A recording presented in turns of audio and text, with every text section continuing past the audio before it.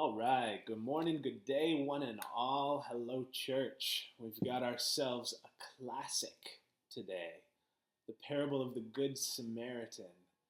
It's so well integrated in our social and in our cultural consciousness that there are even laws called the Good Samaritan laws that protect people who offer assistance, especially in emergency situations, protect people from liability for unintentional harm, the Good Samaritan laws. If you get called a Good Samaritan, or if you call someone a Good Samaritan, then you likely understand what that means, right? It means that you or they have done a good deed on behalf of someone else, a Good Samaritan. It's a pretty familiar tale with a pretty straightforward message. Help people who need help. If you don't hear anything else today, you leave here and you help someone who needs help. You share your resources of time and of money and of energy to support them in their time of need. Great. Then check. This sermon would have been well preached. That's awesome. But I'm sure you will not be surprised to hear this, but I want to delve in a little bit more with this familiar parable. I want to look at a few of the characters, especially from the whole cast of characters, and ask ourselves a few questions along the way about how we might be showing up in our lives with acts and attitudes of self-justification, of self-righteousness, of self-satisfaction, rather than with acts of service and changes of heart that grow us, that increase our impact as followers in the way of Jesus. All right? So, as I was preparing for this message, I left my office. I went downstairs to where Emma and Juniper were together in the living room, and I asked Emma if I could have some support. It's one of the excellent benefits of being married to another preacher, especially another very skilled and thoughtful preacher. It's getting to bounce our sermon ideas and processes off of each other. So I said to Emma, hey, I need a personal illustration to help me introduce the concepts that I want to preach about. So can you think of a time that maybe I was self-justifying or self-righteous or self-satisfied? And I tell you what, I would have really appreciated if she had hesitated at least a little bit. But her immediate and verbatim response was, well, yeah, you're self-righteous a lot. Oh, man. It's good to be known. It's good to be known and loved all the same, isn't it? Man. So I'll let you go ahead and you can ask her for whatever the most recent specific example might be of my self-justification, my self-righteousness, and or my self-satisfaction next time you see her. I will tell you the most recent one, which had to do with me not thinking that I needed to research best practices for bottle feeding infants, that I could just figure it out on my own. But after Juniper screamed in my face quite a bit, and Emma sent me generously an article or two to read and insisted that I needed to become skilled at feeding our baby a bottle ASAP because Mama deserves some autonomy time too, I did get with the picture. I accepted that I needed support. I sought out that support. I learned a thing or two, and now I can wield a bottle with the best of them. I hope I'm not alone in this. At times, I can really get lost in my defensiveness and my stubbornness and my sense of I can do it on my own, my way is the best way, superiority. I can get really lost in all of that. But I'm also pretty good at noticing when I'm lost and correcting course and coming around to my qualities of being curious, of being open, of wanting more than anything to grow, wanting more than anything to better myself and better the world. And more than anything else, that's really what the parables that Jesus so often told are all about. They They're set right in the earthly mess of being human. And they're about course correcting and being more true to who we want to be and what we want the world to be. There's a common misconception when it comes to biblical parables, and that misconception is that parables are earthly stories with a heavenly meaning. As if every parable has a simple spiritual truth to it that is somehow separate from the messiness of our everyday existence. That misconception, that parables are earthly stories with a heavenly meaning, it lets us get away with making Jesus' often radical parables safe and sanitized and domesticated. And I'm wondering, what if we hear them instead as the wild tales that they are, laden with layers of insight that are applicable for us here, right in the midst of the mess of our lives? Rather than earthly stories with heavenly meaning, what if we treat them instead, as Bible scholar William Herzog suggests, as earthy stories that are heavy with meaning? Earthy stories that are heavy with meaning. Stories that meet us right in the midst of all of our best efforts, our failed attempts, and our course corrections at being the sort of people that we most want to be.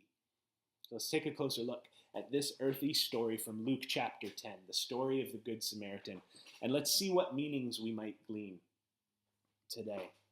And there's a whole cast of characters beyond the Samaritan in the parable. We've got the unfortunate traveler who is set upon, who's beaten and robbed by the bandits. There's the priest and the Levite who each pass by the wounded traveler. And then there's the Samaritan who has his compassion on the traveler. And then the innkeeper who the Samaritan hires to nurse the traveler back to health. But then also outside of the parable, in this passage in the Gospel of Luke, there are a few other characters to consider. Jesus, of course, is here telling the story. But the reason he's telling it is because of who? The lawyer who approaches him with some questions. And also, though not spoken of directly, we can imagine that there's also a group of Judean listeners, of commoners who were witnessing this interaction and hearing this parable, either firsthand or after it's been composed and passed along. So today, I want to consider three of those characters especially: the lawyer, the common Judean listener, and the Samaritan himself. All right, so first the lawyer. He's called that because he's a teacher of biblical law. So he's got a pretty tightly held sense of what is right and what is wrong according to the letter of the law as he understands it. He's a real type A personality. Sees things as black and white, no room for gray with this guy.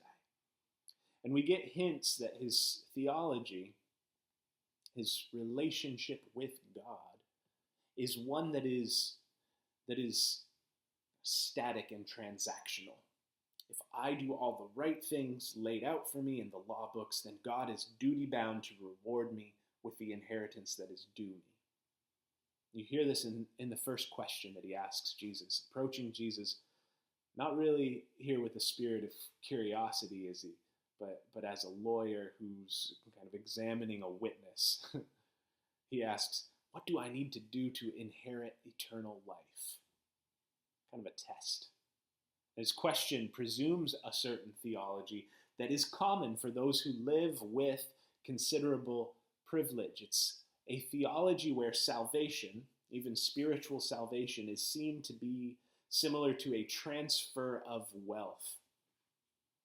This is an insider, an elitist theology that maintains as long as I don't disrupt the status quo, then the inheritance that is due to me will in the end come to me.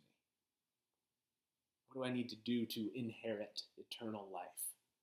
Jesus, I love it, as he so often is, he's savvy here. He doesn't collude with the lawyer's skewed theology. Instead, he turns the question back on him. You're the lawyer. Jesus says, you tell me. What does the law say? And straight out of the law books, Deuteronomy 6:5 and Leviticus 19:18, for those who are keeping score at home, the lawyer responds, love God with everything you've got and love your neighbors as you do yourselves. Well, there you have it, says Jesus. That's what you've got to do. But then the Gospel of Luke tells us this. Wanting to justify himself, the lawyer asked Jesus, and who's my neighbor?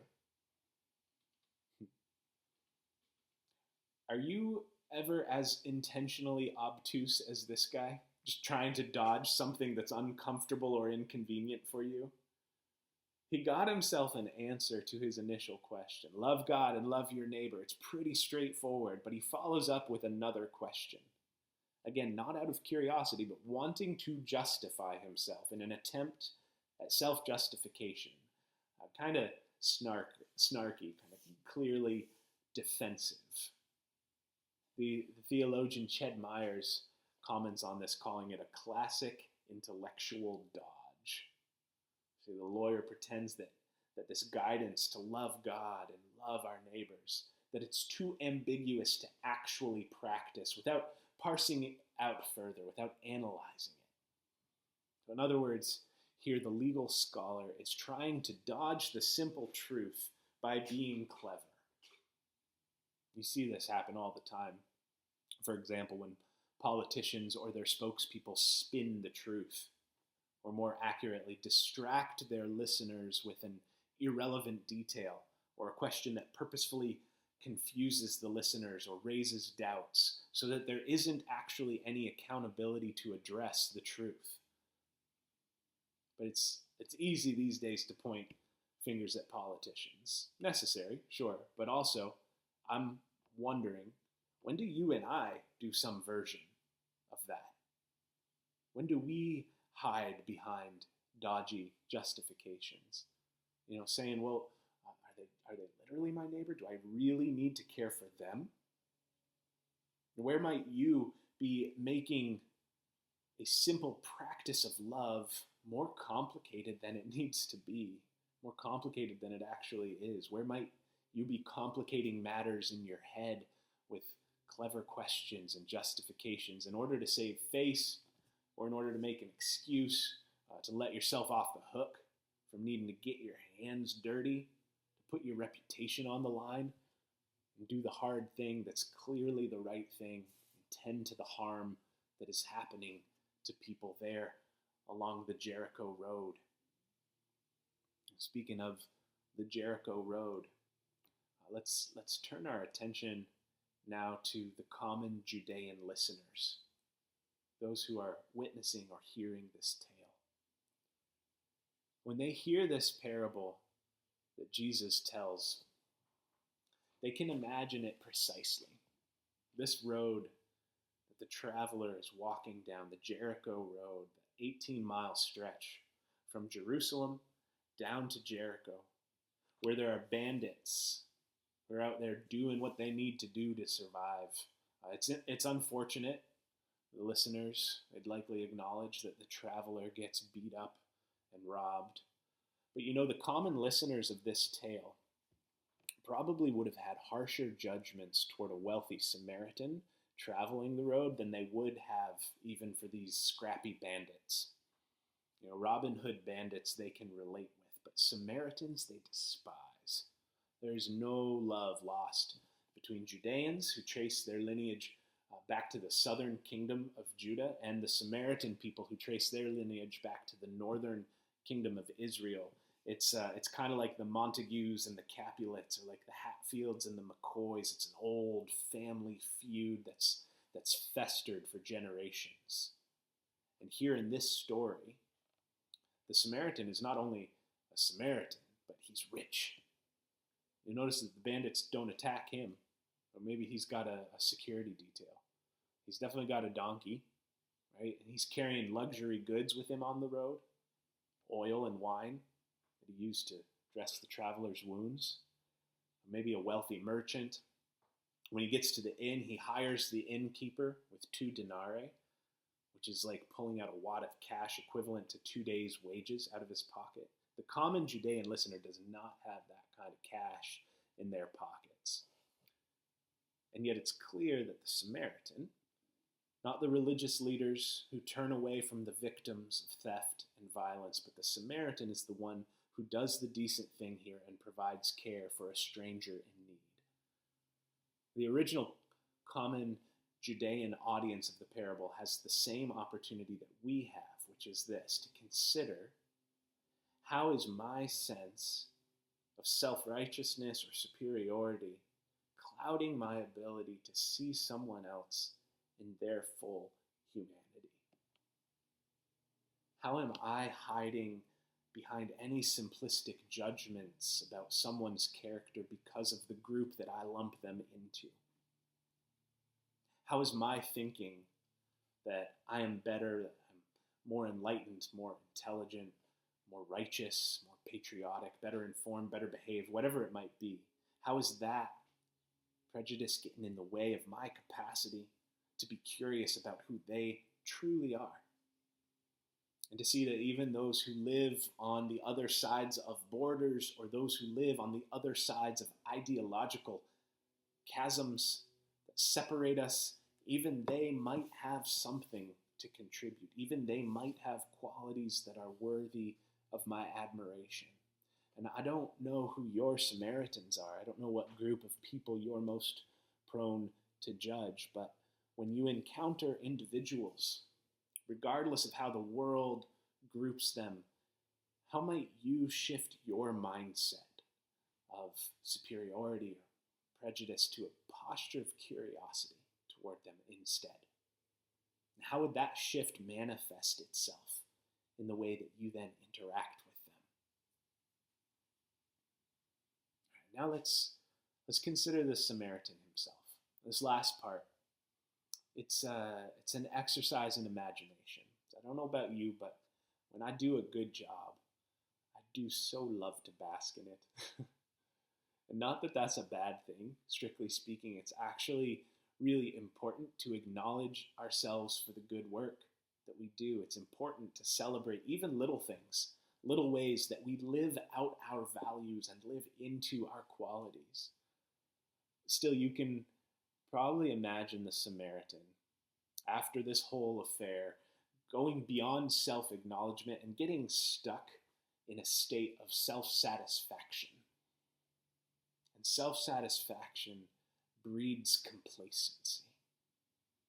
He's saying, well, I've clearly really got this whole neighbor thing down, don't I? I stretch past my social comfort zone to give and aid and even redistribute some of my wealth. I don't turn a blind eye to victims of theft or violence. I'm moved with pity. I give liberally to those in need. What else is there? What else is there for me to do? And we might ask the same today, right? We might say, I've really looked good and hard at my personal self-justifications. I'm trying not to dodge the simple and compelling message of the gospel, to love God and love others. I'm trying not to make it more complicated than it needs to be. I'm doing my best to shift my mindset toward others and not hide behind simplistic judgments or prejudices, not paint with too broad a brush. I'm trying to be more curious and even imagine ways of collaborating with people who are different from me. What else is there for me to do? Since parables are earthy stories, heavy with meaning and with heavy meanings, I think that they're meant to compel and guide us, agitate us out of any sense of complacency, and offer us invitations to continually grow. No matter how many times we read them, how many ways we look at them, how familiar they may be. So this morning, I end this sermon with something that I haven't figured out yet. Something that we as a society, as a culture, as a nation, we as a community haven't figured out yet. But that we need to keep top of mind and centered in our hearts, even as we consistently care for those in need. Our individual acts of charity and of neighborliness, they're beautiful, they are powerful, and they are good. we need also to remember, in the words of the Reverend Dr. Martin Luther King Jr., it is not enough to aid the wounded man on the Jericho road. It's also necessary to work to change the conditions of the Jericho road, which made the robbery possible. Beyond our individual acts of charity and neighborliness, the reason that we humbly tune into the liberating truth of the gospel, and the reason that we put our prejudiced judgments aside, is because we must learn together to not be satisfied until everyone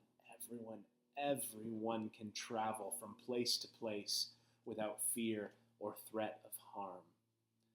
And what's more, we must consider not only those who are harmed by violence, but also those who are perpetrators of it. How can we build a world where banditry is not a thing because no one is desperate enough to resort to it? Now, as we move on into the mess and the magic of our world, as we move on from this hour of worship, may we go from here with fresh conviction to love our neighbors as ourselves.